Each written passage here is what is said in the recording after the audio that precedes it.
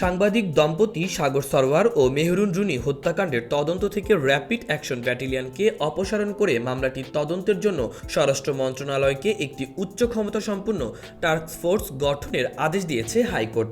Task ফোর্সকে 6 মাসের মধ্যে তদন্ত প্রতিবেদন হাইকোর্টে জমা দিতে বলা হয়েছে।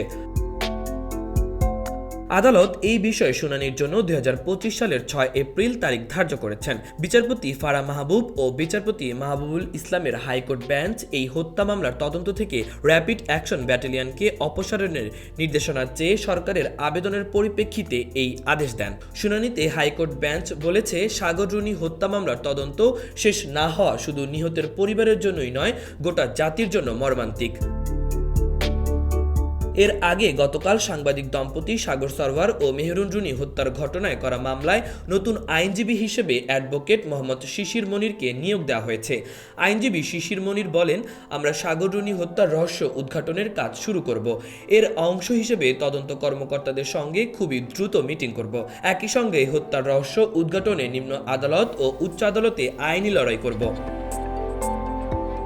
সাংবাদিক দম্পতি সাগর সরওয়ার ও মেহরুন রুনি হত্যার ঘটনায় করা মামলার তদন্ত প্রতিবেদন দাখিলের জন্য এ পর্যন্ত 113 বার সময় বাড়ানো হয়েছে। পরবর্তী শুনানির জন্য 15 অক্টোবর দিন ধার্য রয়েছে। 2012 সালে 11 এপ্রিল রাতে রাজধানীর পশ্চিম রাজাবাজারে মাছরাঙা টেলিভিশনের বার্তা সম্পাদক সাগর সরওয়ার এবং এটিএন বাংলার জ্যেষ্ঠ প্রতিবেদক মেহরুন রুনি দম্পতি তাদের ভাড়া বাসায় নির্মমভাবে খুন হয়। হত্যার ঘটনায় রুনির ভাই নওশের আলী রোমান শেরেবাংলা থানায় মামলা করেন। মামলার দায়েরের পর শেরেবাংলা নগর থানাকে তদন্তের দায়িত্ব দেওয়া হয়।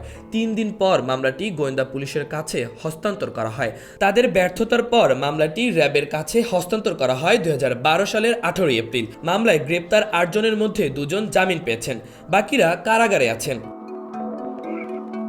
র্যাবের অতিরিক্ত এসপি খন্দকার মোহাম্মদ শফিকুল আলম মামলার 7ম তদন্ত কর্মকর্তা।